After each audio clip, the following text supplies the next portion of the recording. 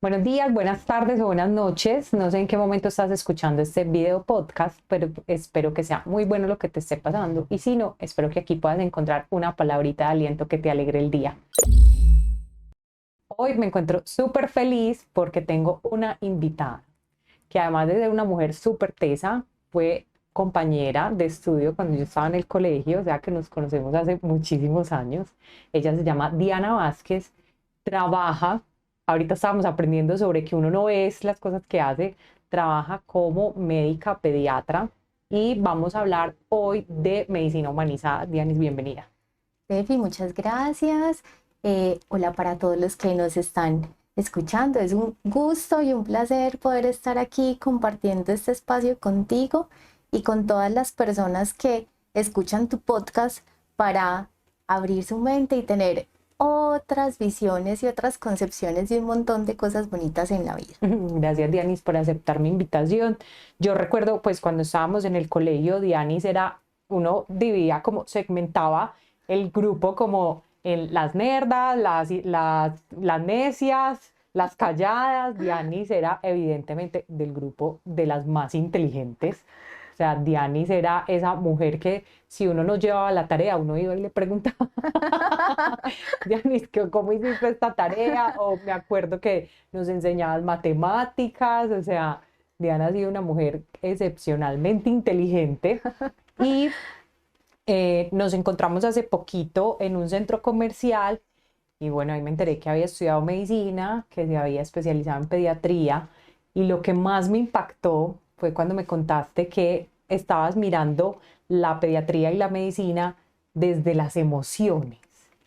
Y yo, o sea, Dianis, no sabes el impacto que a mí eso me generó. Yo llegué a la casa como, wow, porque yo, ahorita lo estábamos conversando y yo te decía que yo veía a la mayoría de los médicos como muy deshumanizados, como si les hubieran robado el alma mientras estudian esos años la medicina y cuando empiezan a ejercer, como que se les acaba la empatía, eh, como que se desprenden por completo de, del ser humano y empiezan a ver las enfermedades simplemente como si fueran códigos o cosas por resolver, como problemas por resolver, como, listo, le duele esto, tomes esta pastilla.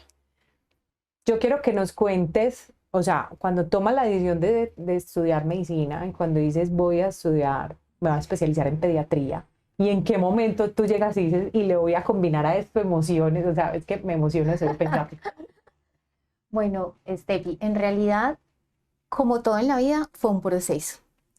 Eh, yo estudié medicina y pues lo estudié en una universidad donde la educación era completamente occidental y posteriormente, durante los 4 años que ejercí como médica general, digamos que ya algunas cosas me iban llamando la atención respecto a por qué cuando una persona consultaba porque tenía un dolor o un síntoma o determinada enfermedad y uno pues le formulaba el tratamiento que según le enseñaron a uno en la medicina que estudió en la universidad era el tratamiento adecuado, pues porque muchas personas no respondían a él. Entonces digamos que ahí me empezó como a surgir la inquietud, ¿vale? Después paso a estudiar pediatría y cuando llego a la pediatría es un mundo muy, muy, muy especial porque los pediatras no somos solo los médicos de los niños y de las niñas, sino que nos relacionamos completamente con los papás y no solamente con los papás, sino con todos los adultos significativos de ese niño. Si el niño lo cuida la abuelita, la tía, la nana, etcétera, ¿cierto? Digamos que de alguna u otra forma, siempre, siempre es importante para nosotros los pediatras tener en cuenta cómo es esa crianza de todo ese entorno familiar. Entonces, cuando llego a la pediatría, me empiezo como a seguir cuestionando porque pasaba lo mismo, ¿cierto? Entonces, muchos niños no mejoraban con los tratamientos que se le formulaban, con los medicamentos, que cuando uno iba y buscaba, pues eran los medicamentos correctos y el niño no tenía ninguna respuesta. Pero ahí también, digamos que de alguna u otra forma me empecé a interesar por hablar más a fondo con las mamás, los papás, bueno, con los cuidadores de los niños. Y ahí como que me empecé a dar cuenta que había cosas del entorno y que había patrones entre niños y sus familias, niños que tenían determinada enfermedad o síntoma, y que habían como patrones que se repetían en el entorno familiar que vivía ese niño. Entonces ya cuando, pues obviamente mi formación como pediatra también fue una formación completamente occidentalizada, pero ya cuando me gradúo y empiezo a trabajar como pediatra, me doy cuenta más y más y más de ese patrón, porque como yo siempre he dicho, me volví pediatra y me volví un poquito chismosa porque me iba a averiguarme todo lo de la familia, ¿cierto? Entonces, ve, este niño llegó a la consulta o está hospitalizado, pero mamá, ¿vos cómo te sentís? ¿Qué está pasando? ¿Cómo estás en tu trabajo? ¿Cómo estás con tu esposo? ¿Cómo estás con tus otros hijos? ¿O cómo te sentís respecto a ese hijo que está en este momento enfermo? Dianis, y qué pena te interrumpo ahí, ¿cuál es la respuesta de ese papá? Porque es muy extraño, a mí nunca me ha pasado que un médico me pregunte, ¿y cómo está tu entorno? ¿Cuál es esa respuesta de ese papá? Como, porque es muy extraño, o sea, ellos como, esta doctora, ¿por qué me está preguntando todo esto? Es muy bello porque cuando uno hace eso, la gente siente que uno está interesado por ellos, Steffi. Y la mayoría de las personas generan mucha empatía contigo y cuando el solo hecho de preguntarle, ¿tú cómo estás? ¿Estás triste? ¿Estás bien? ¿Estás preocupada? ¿Cierto? Solamente eso creo que rompe como ese hielo porque también culturalmente nos han hecho ver a los médicos como unos seres por allá como un poquito endiosados, por decirlo de Sí, sí, alguna sí, como forma, superiores. ¿cierto? Sí, como superiores. Y realmente, pues los médicos somos unas personas normales y corrientes como todo el mundo, que simplemente nos dedicamos a apoyar a los otros en sus procesos de enfermedad.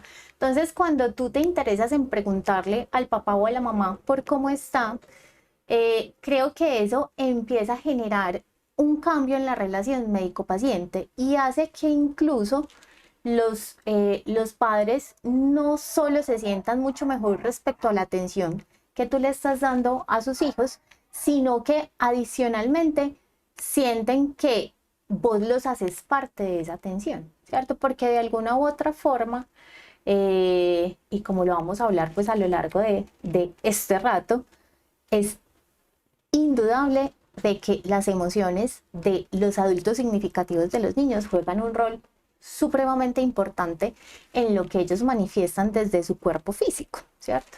Entonces es muy bello porque de alguna u otra forma esa cercanía con esa mamá o con ese papá no solo te permite lograr un mejor enfoque del paciente, porque cuando tú encuentras información que los padres te dan basados en ese diálogo que vos entablas con ellos, muchas veces surgen cosas que no nos habíamos dado cuenta y que pueden en parte explicarnos qué es lo que está pasando con este chiquito o esta chiquita.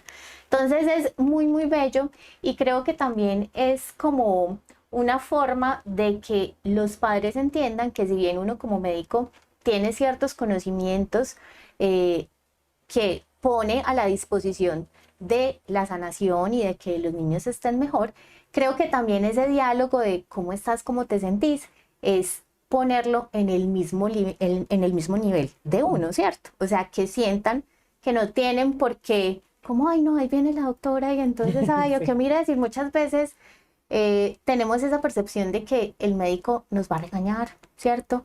O nos va a decir, pero vea, ¿usted cómo se le ocurre que está haciendo esto con el niño? Vea, ¿usted por qué no lo trajo antes, ¿cierto? Y cuando generamos esa comunicación, es decirle, tranquilo, ¿cierto? Me puedes hablar como a una persona, cualquiera que no sea médico, porque finalmente mi objetivo es apoyarte y que vos y tu hijo estén mejor. O sea, no es solo centrarme en ese chiquito, sino también en esa familia.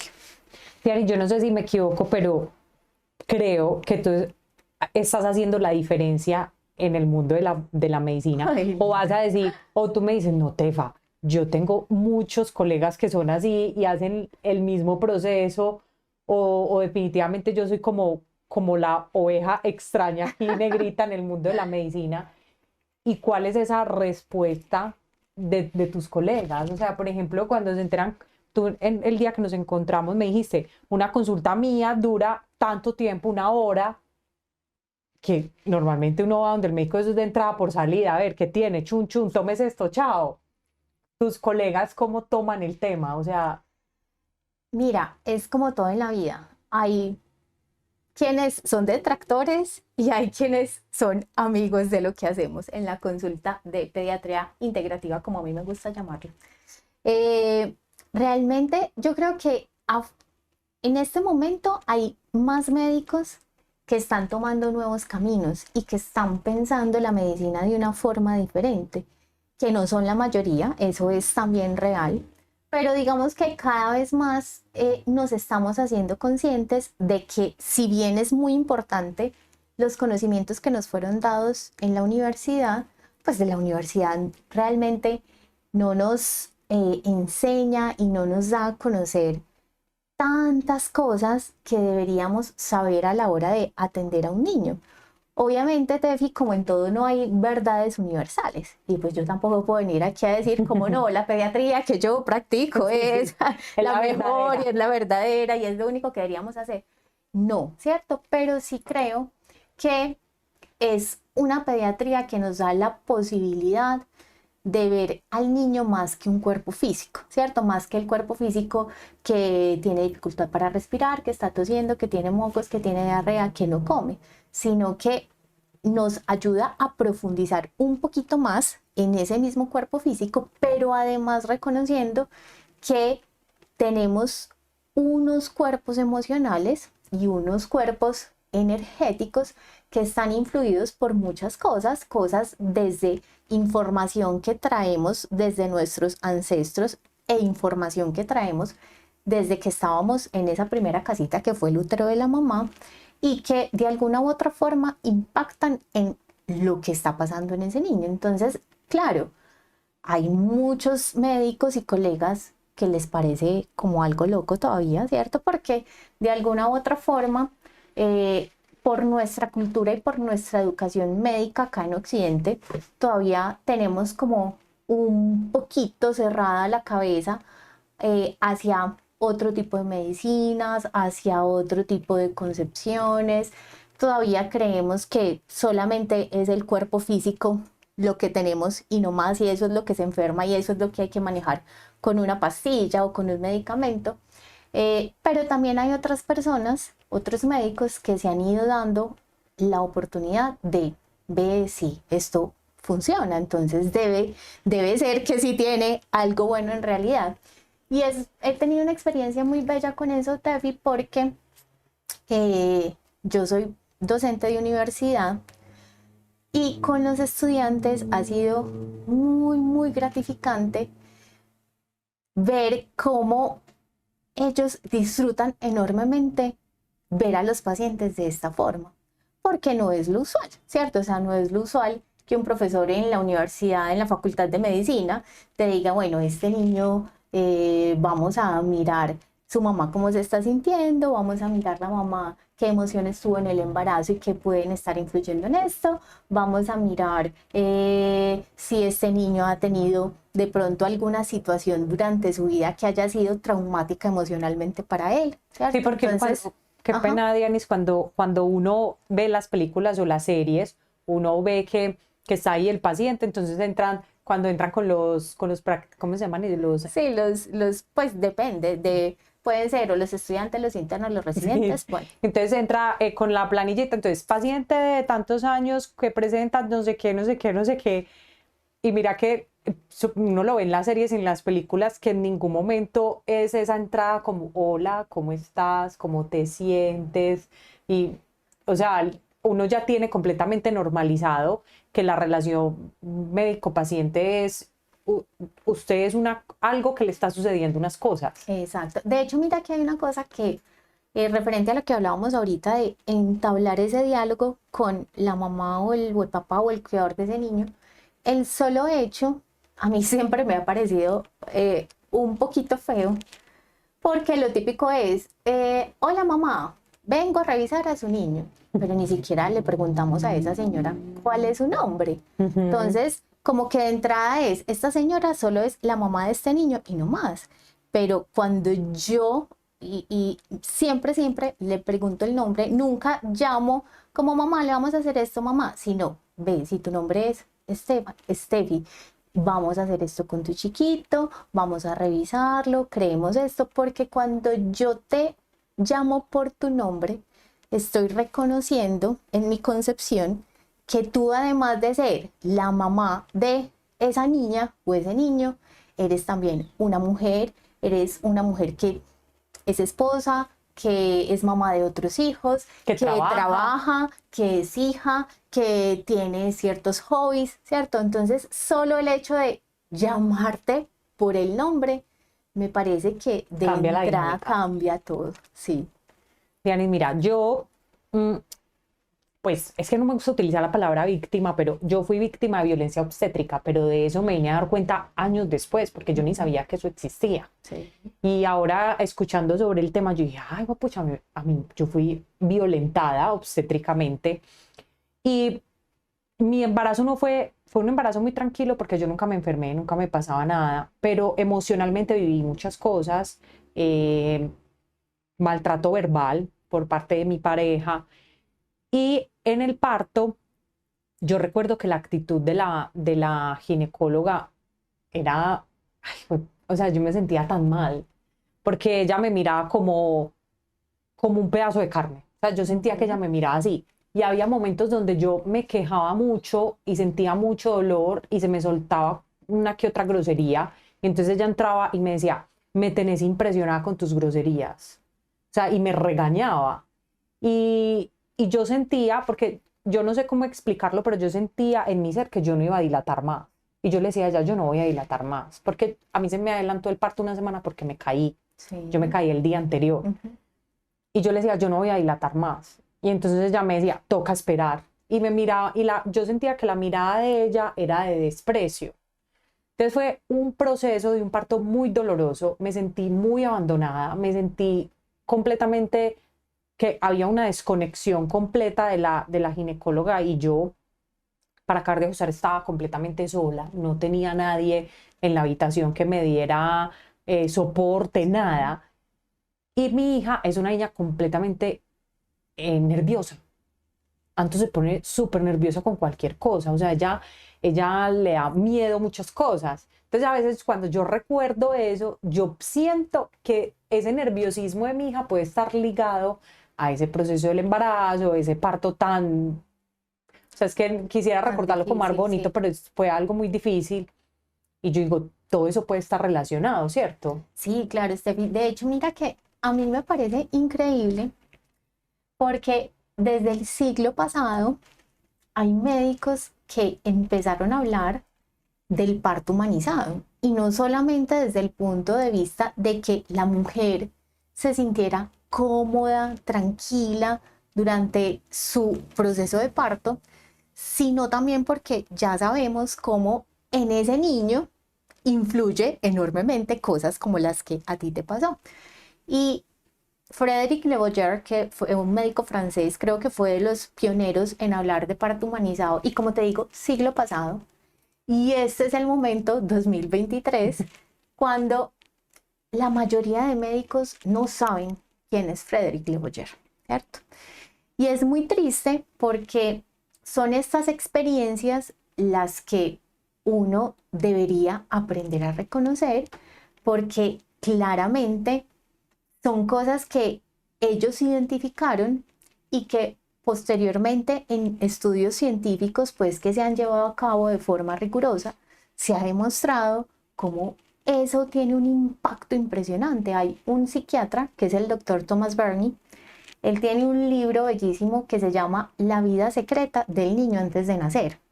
Fue escrita en la década de los 70, imagina, década de los 70, hace también ya muchísimos años, y también creo que la mayoría de los médicos no lo conocen, ¿cierto? Y Frederick Leoyer, junto con otros colegas, se pusieron a investigar cómo las emociones de mamá durante la gestación, ¿cierto? Desde que inicia la gestación, o sea, desde que ese espermatozoide fecunda ese óvulo hasta que el niño nace, y eso incluye, por supuesto, cómo es todo el proceso del parto, ¿cierto? Si pasa lo que te pasó a ti, por ejemplo, si la mamá se siente acogida, si se siente apoyada, si se siente sola, si la mamá siente que fue algo supremamente doloroso y supremamente difícil para ella, cómo todas esas cosas tienen un impacto en las conductas de los niños, ¿cierto? Si es un niño, como tú dices, por ejemplo, que le pasa algo, que quizás sea más nervioso, o si es un niño que de pronto tiene menor resiliencia, o si es un niño que, por ejemplo, agresivo, o si es un niño que, por ejemplo, tiene un trastorno de déficit de atención e hiperactividad, o si es incluso respecto a enfermedades, ¿cierto? Enfermedades como infecciones de diferentes lugares.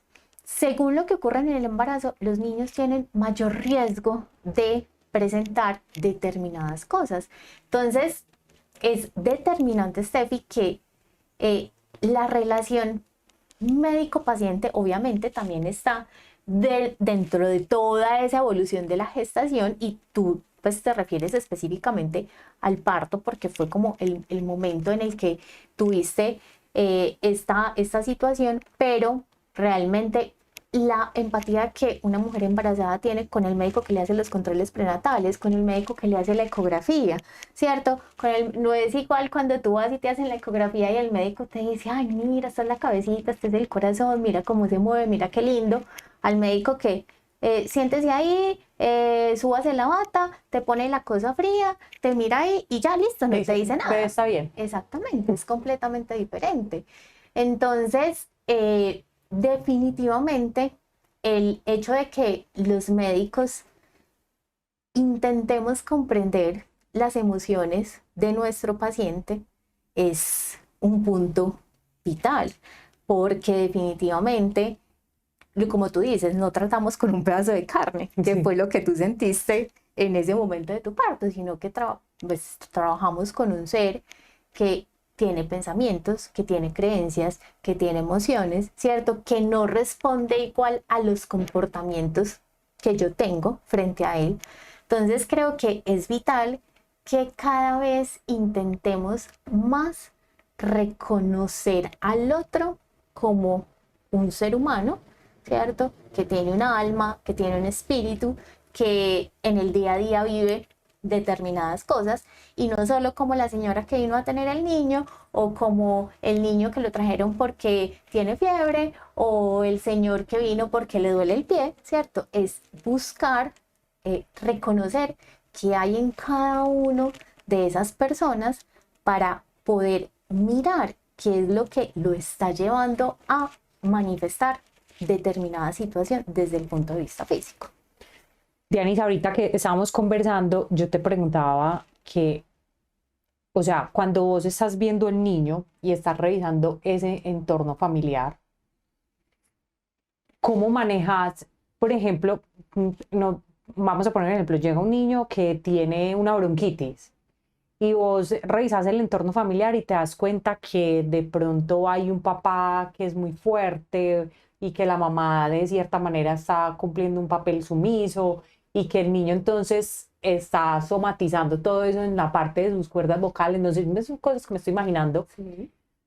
Y entonces te das cuenta de toda esa dinámica, cómo la vas a transmitir. O sea, no es muy teso para ti como sentarte con esa familia y decir, el niño está expresando a través de esta bronquitis, bueno, yo no sé cómo lo dirá, Sí. esto que está sucediendo, o sea, ¿cómo manejas eso? Como todo en la vida, no te voy a decir a todos los papás y las mamás les digo esto, ¿cierto? ¿Por qué? Porque de alguna u otra forma, digamos que con todos estos años que llevo practicando esto y con los estudios que he hecho de biodecodificación, bueno, y un montón de cosas que uno lee y busca por ahí, uno va aprendiendo a reconocer qué personas van a aceptar fácilmente que tú les digas este tipo de cosas y qué personas no, ¿cierto? Entonces, cuando yo tengo la certeza de que los papás comparten concepciones como estas, ¿cierto? De que sí, de pronto tienden a buscar otro tipo de causas de enfermedades, de pronto buscan una atención médica diferente, de pronto tienen una concepción un poquito más abierta sobre múltiples aspectos de la vida. Pues esos son los papás que en la primera consulta yo les digo, bueno, miren, yo siempre les explico, en el cuerpo físico del niño está pasando esto y esto y esto y esto, ¿cierto? Pero además del cuerpo físico, tenemos unos cuerpos emocionales y en esos cuerpos yo creo que esta situación específica de la mamá o del papá está generando que este niño esté presentando esto, ¿cierto? Pero cuando yo detecto que los papás no todavía que logran entrar ahí como en esa concepción de somos algo diferente al cuerpo físico, hay que tomarlo como con calma y yo en eso soy como muy intuitiva, Steffi. Yo creo que una de las cosas que hemos perdido es esa conexión con la intuición. O sea, y yo estoy plenamente convencida que la intuición siempre le dice a uno qué es lo que debe hacer, ¿cierto? Entonces, muy intuitivamente, si mi intuición me dice, no es el momento, ¿cierto? Por lo general lo que hago es como explicarles qué está pasando en el cuerpo físico, les cuento qué vamos a hacer, bueno, y les digo, hay cosas desde el entorno emocional que puedan estar afectando al niño, pero entonces vamos a hacer esto y esto y esto y esto desde la parte física, miramos cómo nos va, ¿cierto? Ustedes me van contando y si vemos que no funciona, pues entonces vemos qué otras cosas influyen y miramos si es necesario que hablemos y que modifiquemos ciertas cosas del entorno emocional de este niño, ¿cierto? Porque también es entender que no se trata, como te decía ahora, de creer que pues, lo que yo hago es como la verdad absoluta, sí, ¿cierto? Entonces es también intentar respetar los pensamientos y las creencias de las familias y pues simplemente si les funciona lo que hicimos, bien, y si no les funciona, ahí sí es como, bueno, vengan entonces, les cuento que yo creo que esto no nos ha funcionado porque es que en este entorno el papá y la mamá viven de pelea en pelea o porque es que el niño de pronto no está la mayor parte del tiempo al cuidado de mamá y de papá, sino que está al cuidado de la vecina y se puede sentir abandonado, ¿cierto? Entonces ahí sí empezamos como a generar una mayor conciencia de cómo esas emociones están influyendo, pero es muy, o sea, es muy diferente con cada familia. Hay personas que lo toman súper, súper bien y como en todo hay familias que dicen, no, esta señora está loca, o sea, sí, no, por acá no volvemos. Pero es también bonito, es también bonito. Yo creo que a la consulta, bueno, en la consulta y en el hospital y todos los pacientes que le llegan a uno y las familias, le deben llegar por algún motivo, independiente de que los veas una vez o de que los veas 10 veces o de que los veas 100 veces, ¿cierto? O sea, creo que todo encuentro con cada persona tiene una razón de ser. Entonces, si vuelven perfecto y si no, pues también, o sea, gracias por haber confiado, exacto, gracias por haber confiado en esa ocasión en mí. Y bueno, si no es tu lugar, pues espero que encuentres otro que sí te corresponda. Ya. Dianis, ponernos un ejemplo, de pronto alguna historia que te haya sucedido de cómo se desencadena, o sea, cuando ves un entorno familiar, cómo se puede relacionar esas emociones con qué enfermedades, o sea, que tú nos puedes decir, normalmente cuando hay una dinámica entre papá y mamá de violencia o de trato, normalmente los niños se pueden enfermar de eso y eso, pues si tienes esos datos. Claro, no, mira, hay cosas muy clásicas y es, obviamente, no ocurre en el 100%, por lo que hemos hablado, no hay verdades absolutas, no todas las personas tomamos las emociones de nuestro entorno de la misma forma, pero hay relaciones claras, por ejemplo, entre riñones y vía urinaria y el miedo. Y a mí esta historia siempre me ha impactado porque cuando estuvimos en pandemia, el hospital en el que yo trabajaba en ese momento era un hospital en el que la mayoría de pacientes que nos llegaban eran niños con infecciones de tracto respiratorio o con infecciones gastrointestinales, ¿cierto? Obviamente también veíamos muchos niños con infecciones urinarias, pero digamos que no era el rango grande de pacientes que veíamos. Llega la pandemia y pues uno esperaría que en esa época se hubiesen aumentado las infecciones respiratorias, pues por las infecciones por coronavirus. Pero no fue así. O sea, teníamos semanas enteras en el que solo había hospitalizados niños con infecciones urinarias.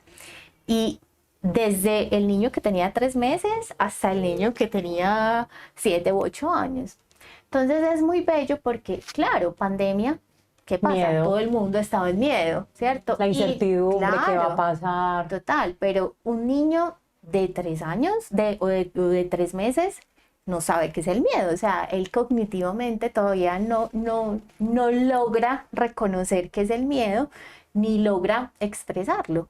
Pero es muy importante que los niños reconocen todas esas emociones de Lo mamá y de perciben. papá. Sí, las perciben y muchas veces en su inmenso amor hacia mamá y hacia papá lo que hacen es manifestarlas por ellos.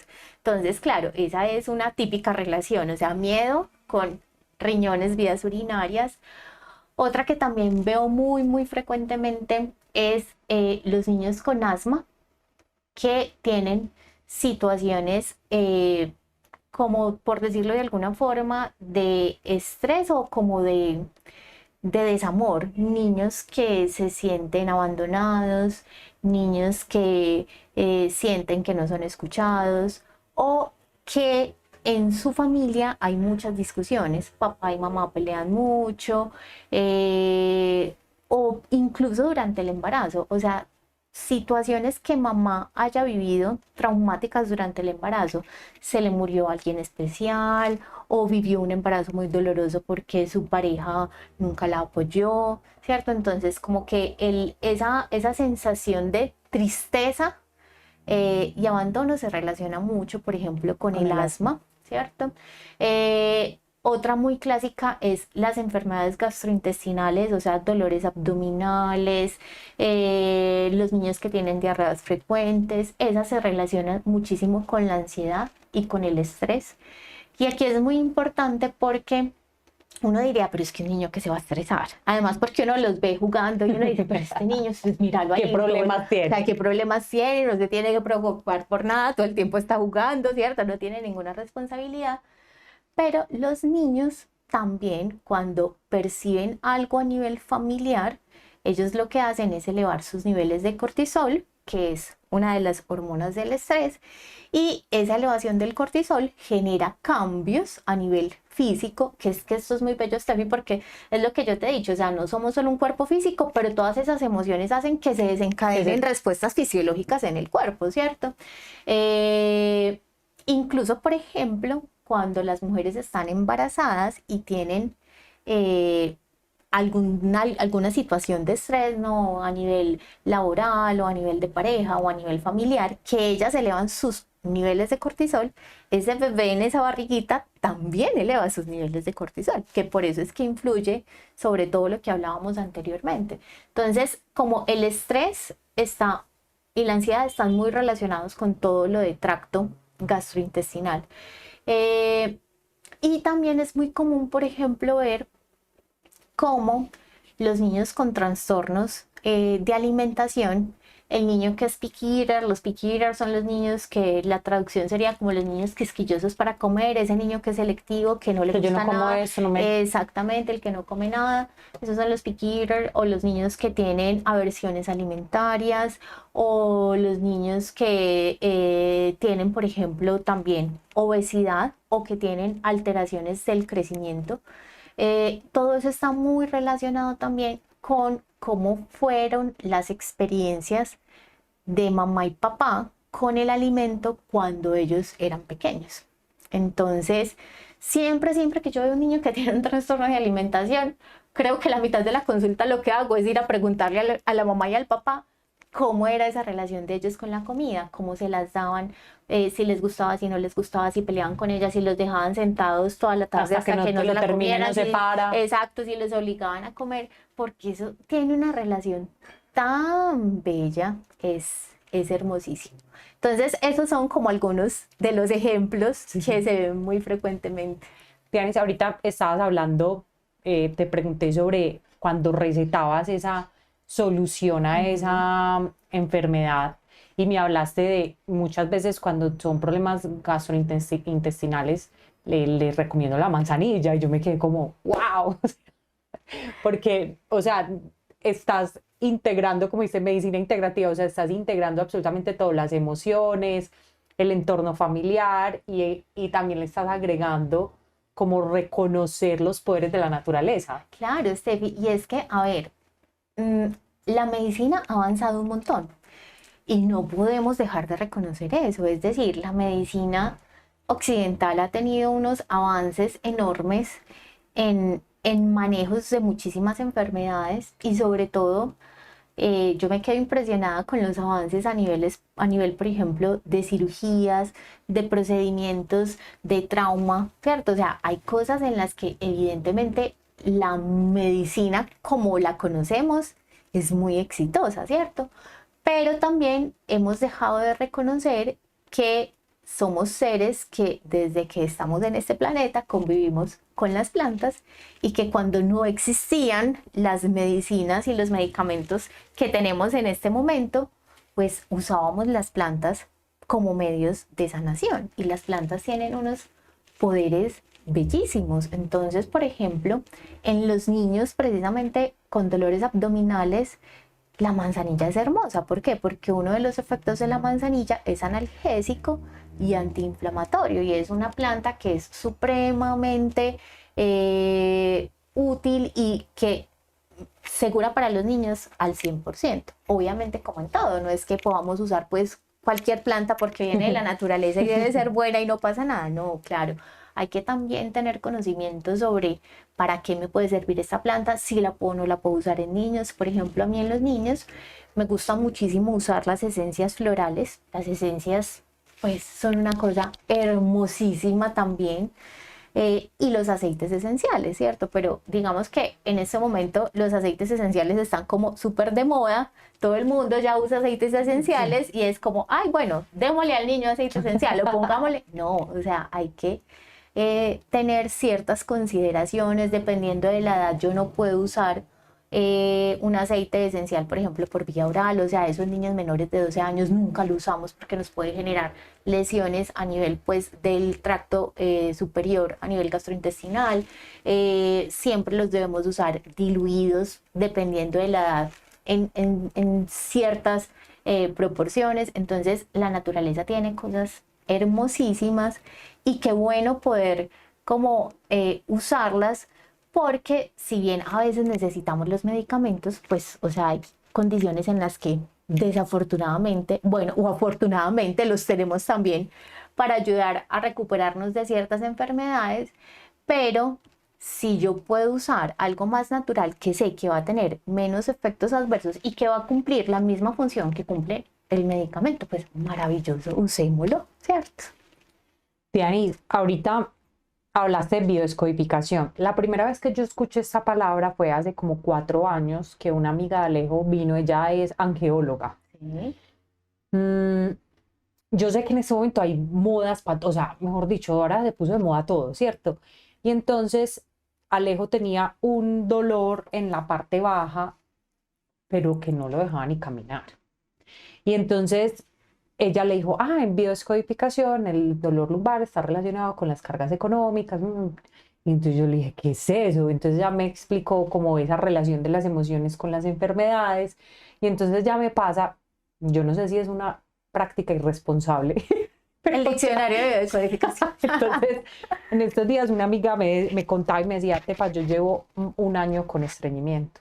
Entonces yo me metí a Google y yo, biodescodificación, estreñimiento. Entonces me encontré, decía que era como, yo no quiero que me veas mi mierda, o sea, yo no quiero que veas todo esto que estoy viviendo y me lo voy a guardar.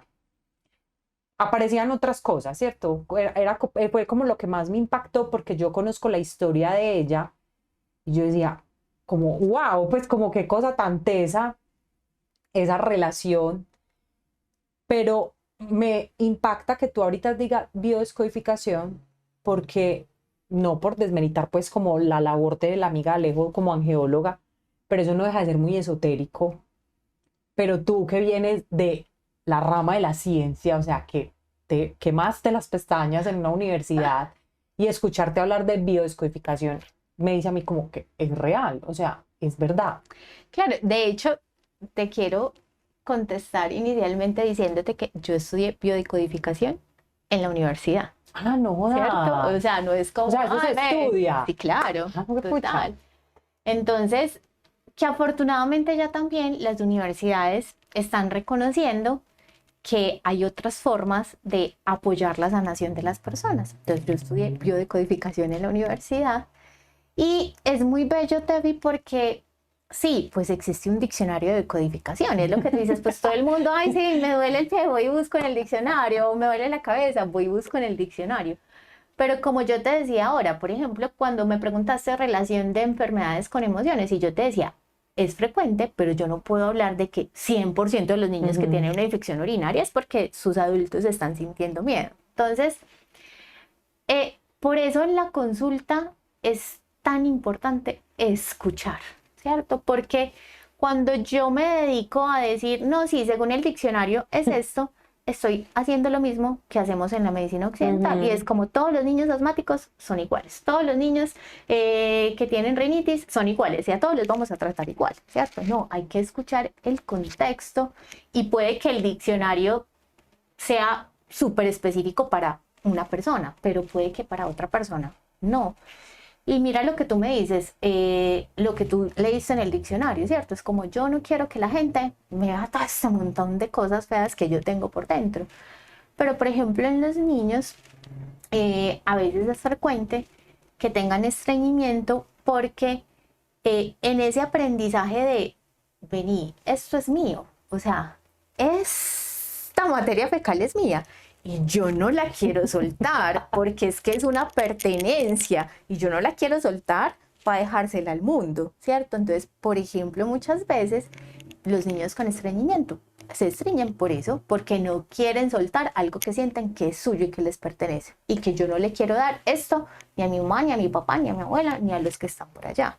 Entonces, como una especie de resistencia. Exacto, como una especie de resistencia. O también muchas veces, por ejemplo, es porque en ese entrenamiento de esfínteres es como que, bueno, vamos a aprender a ir al baño. Entonces le empezamos a quitar al niño el pañal y resulta que el niño se hace popó en el piso y entonces llega alguien y dicen, ay no, ¿qué es eso tan horrible? Huele horrible, este niño cómo se hizo así, cómo se le ocurre, ¿por qué no nos avisaste? Y el niño se siente mal. Entonces, ¿qué dice? No, yo no quiero sentirme mal y no quiero que me digan, Gas, ¿usted por qué hizo esto? Entonces me quedo con esto mejor, ¿cierto? Entonces, la biodecodificación es hermosa, pero es también aprender a escuchar al otro y no clasificarlos a todos en una misma parte. Mi profesor de biodecodificación, bueno, en realidad no lo llamábamos biodecodificación, lo llamábamos conversaciones sanadoras. Y creo que es un nombre mucho más bonito porque es eso, a través de el conversar y el escuchar al otro, el tono de voz del otro, la rapidez con la que habla, si repite mucho determinadas frases o determinadas palabras, ¿cierto? Todo eso nos ayuda la forma en la que mueve los ojos, la que mueve los labios, la que mueve las manos cuando está hablando. Todo eso le ayuda a uno a identificar qué puede estar pasando sin clasificarlos a todos en el mismo lugar. Yani, se podría decir entonces que cuando un médico toma ese camino, queda prácticamente como un psicólogo. Pues no creo que yo creo que me tocaría estudiar psicología para decir eso, Steffi, pero digamos que es un camino de diálogo, de comunicación y de simplemente escuchar. Escuchar al otro y no solamente desde la palabra, sino escucharlo también desde la mirada, ¿cierto? Que suena irónico, como bueno, uno cómo va a escuchar desde la mirada, pero es una bonita forma de decirlo, creo. Sí, uno sabe cuando el otro te está mirando, uno sabe si está escuchando lo que le estás diciendo o está distraído pensando otras cosas. Exactamente, o si te está diciendo algo Sí. real o si no, yo no quiero hablar de esto y voy a decir cualquier cosa, pero lo que realmente estoy sintiendo me lo callo.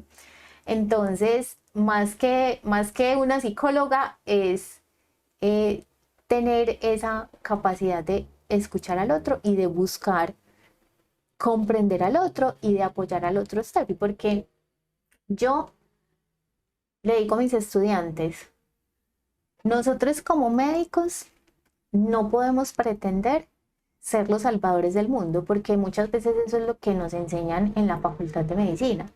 La Facultad de Medicina, pues yo la amo y tengo muchísimo que agradecerle, pero la Facultad de Medicina es una facultad muy competitiva, ¿cierto? Porque además esa visión del médico, el médico es súper teso y, o sea, tiene que saber un montón de cosas y tiene que tener una súper cabeza.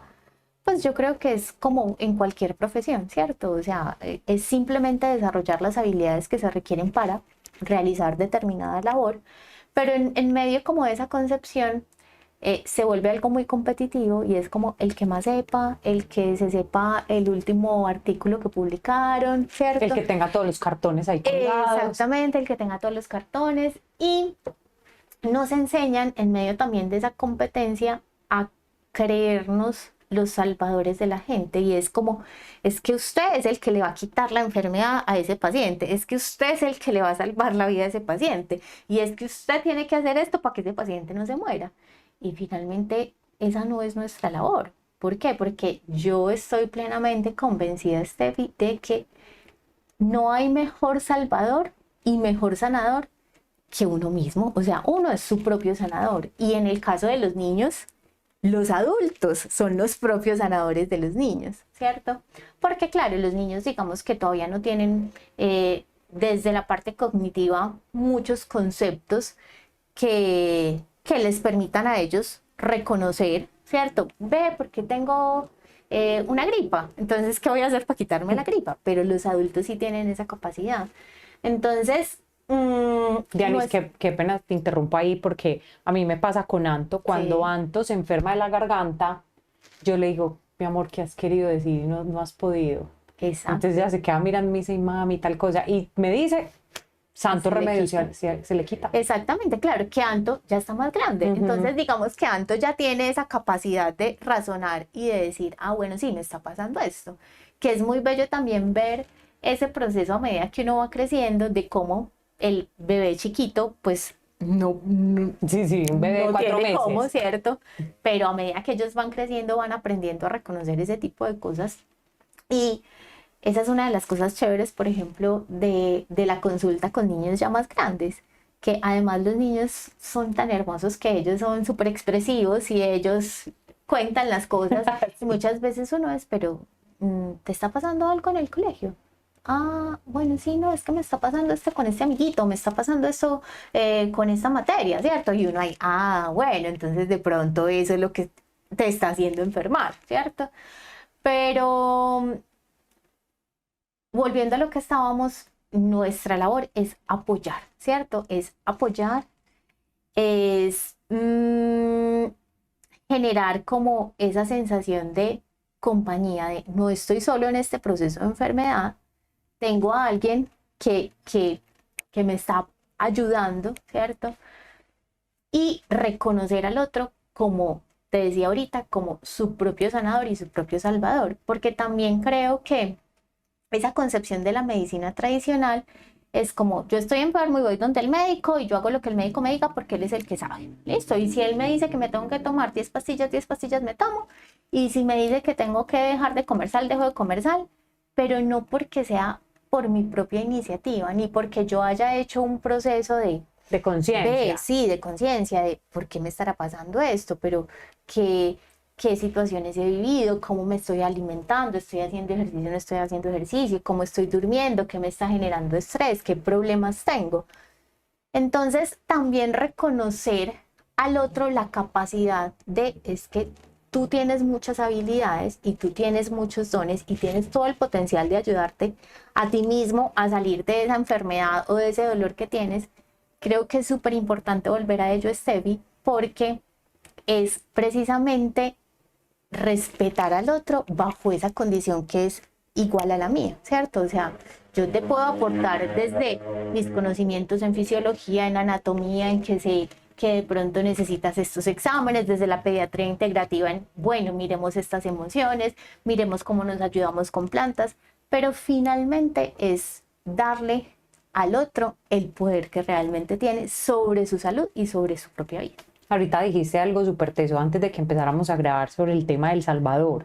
Cuando dijiste, la persona tiene una enfermedad y el médico dice, le voy a quitar esa enfermedad o se va a morir y entonces yo no voy a dejar que se muera. ¿Qué dijiste? Y ya le preguntamos a ese paciente si quiere seguir viviendo.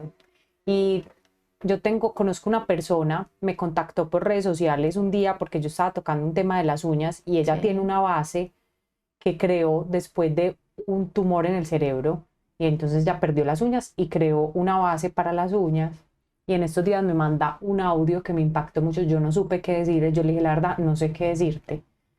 Me dijo, me acaban de descubrir otro cáncer en un ovario. Me dijo, yo estoy cansada, yo no quiero pelear. O sea, yo no quiero que nadie me diga que vamos a dar la pelea, que no quiero, yo ya estoy cansada. Y entonces, ahorita cuando me dices, uno no, como médico no le pregunta a esa persona, ¿quiere seguir viviendo? Porque tenemos como satanizada la muerte, como no, no se puede morir, tiene que vivir y yo la voy a salvar. Así es. Y de hecho, la medicina en gran parte ha avanzado buscando que la gente viva y viva y viva y viva y no se muera, ¿cierto? Y es una cosa completamente absurda porque finalmente es que la muerte es parte de la vida. O sea, la vida no existiría sin la muerte. Tenemos que llegar a un final todos. Y es muy teso como la medicina occidental todavía tiene a la muerte como no, o sea, nadie se puede morir, hagamos todo, todo, todo lo posible para que esto no suceda. Y muchas veces es más tranquilizador para los pacientes y sus familias cuando yo en vez de hacer intentos por prolongar la vida, lo que hago es acompañarlos, ¿cierto? En esos últimos días, proporcionarles una buena calidad de vida, el hecho de que pueda estar esa persona con sus familiares y con las personas que ama. A mí, Steffi, me parece increíble que una persona todavía muera en una unidad de cuidados intensivos llena de tubos, conectada a miles de cosas, en un cuarto absolutamente frío, ¿cierto? Sí. Con una bata encima, ¿cierto? Solo, sin nadie que lo acompañe, porque muchas veces es ese prototipo de el salvador de los médicos, ¿cierto? ¿No sería más bonito morir en un lugar caliente, acompañado de la persona que amo, cogiéndome la mano, diciéndome cosas bellas, mirándome a los ojos? Entonces, en realidad creo que ahí nos falta muchísimo para comprender que sí, pues es que la muerte es parte de todo y que obviamente hay momentos y enfermedades en las que le podemos ayudar muchísimo a la gente, ¿cierto? Y es, ve, de pronto tenés un cáncer, un tumor, una enfermedad terminal, pero tenemos estas posibilidades para que sigas viviendo. Listo, hagámosle, pero hagámoslo bajo el consentimiento de la persona. Es muy triste saber que aún todavía en esta época muchas personas tienen enfermedades terminales y ni siquiera se enteran de que tienen una enfermedad terminal, ¿cierto? Porque la familia es diciéndole al médico, no, usted No le ni vaya se a le contar. ocurra decirle, a ella ya, no, o sea, si usted le dice eso, terrible. Y o sea, es que finalmente es mi vida y soy yo quien decido qué quiero hacer. Hay un autor que se llama Atul Gawande, que es un médico. Él nació en Estados Unidos, pero su familia es de origen indio. Y tiene un libro bellísimo que se llama Ser Mortal, donde cuenta muchas, muchas historias de pacientes con enfermedades terminales y de cómo él se sienta a hacer ese diálogo con estas personas, y muchas de ellas realmente lo que quieren es morir y morir en paz, tranquilos. Hay otras que, claro, quieren que hagan todo lo posible por seguir viviendo, y las dos posiciones son correctas, pero las dos posiciones son correctas cuando contamos con la lo que el decisión. otro quiere. Exactamente. Diani, ya para ir terminando, yo siempre que siempre, como si llevara años grabando pues, los podcasts, pero siempre estoy controlando como el tiempo, pero estaba aquí súper encarretada y yo creo que Nos se nos fuimos de pasó. tiempo. Sí, sí, sí. Yo siempre le leo a las invitadas un pedacito de una canción. Entonces, a leer este pedacito y me dices qué piensas. Dice, Cuéntame. cuando salga de mi casa y me demore por la calle, no te preocupes, Anita, porque tú muy bien lo sabes que me gusta la parranda y tengo muchas amistades. Y si acaso no regreso por la tarde, volvería al día siguiente en la mañanita. Si me encuentro alguna amiga que me brinde su cariño, yo le digo que la quiero. Pero no es con todo el alma, solamente yo le presto el corazón por un ratico. Todo eso son amores pasajeros y a mi casa vuelvo siempre completico. Yo pienso de eso, Steffi, que definitivamente en las relaciones entre personas y personas, uno siempre, siempre, siempre debe tener como base el amor. Y es porque, mira, la canción dice, esos son amores pasajeros, pero yo siempre vuelvo, ¿cierto? O sea, así sea el otro día, pero vuelvo. Y es aprender a reconocer que el otro no va a hacer siempre lo que yo quiero y no va a tener siempre los comportamientos ni las actitudes que yo quiero. Pero cuando todo está basado en el amor y cuando yo miro al otro desde el amor te permite tener una concepción del otro que sin ese amor quizá no tendrías, y que eso haría que las relaciones cambiaran drásticamente. Y creo que en la medicina también es ese amor el que como médicos siempre debemos tener ahí en cuenta, porque pues obvio, yo no puedo decir, ay no, yo amo a todos al paciente que vi por primera vez, ¿cierto? No lo amo, pero sí es como buscar desde el corazón, ¿cierto? Y yo creo que cada vez más como seres humanos, independiente del área en el que trabajemos o de lo que hagamos, cada vez deberíamos guiarnos más por el amor como principio en toda relación. Qué reflexión tan bonita. Tianis, muchísimas gracias. Como dije ahorita, me pude haber quedado aquí. Me toca partir. Yo creo que nos va a tocar partir el podcast en dos, Juli. ¿Cuánto se fue? Mucho. Bueno, mil gracias. No, me siento gracias súper a feliz. ti. Fue demasiado rico hablar contigo de este tema. O sea, amo hablar de esto. Me apasiona un montón, me encanta. Yo feliz de que las personas reconozcan pues y empiecen a darse cuenta de que hay otras formas de practicar la medicina, y que en esa búsqueda siempre encontrarán a personas que quizás las puedan apoyar de otra forma. Ay, Dianis, ¿cómo te encontramos en redes? ¿Dónde tienes tu consultorio? Entonces, mi consultorio está en Salud y Servicios, ahí en Ciudad del Río. El teléfono en el que me pueden encontrar es 302-862-7324. Y en redes aparezco como en el Instagram DRA Diana Vázquez Pino. Diana, mil gracias. No, muchas gracias a ti, Tepi. Un gusto, de verdad. Y bueno, no. Un abracito para un abrazo. todos.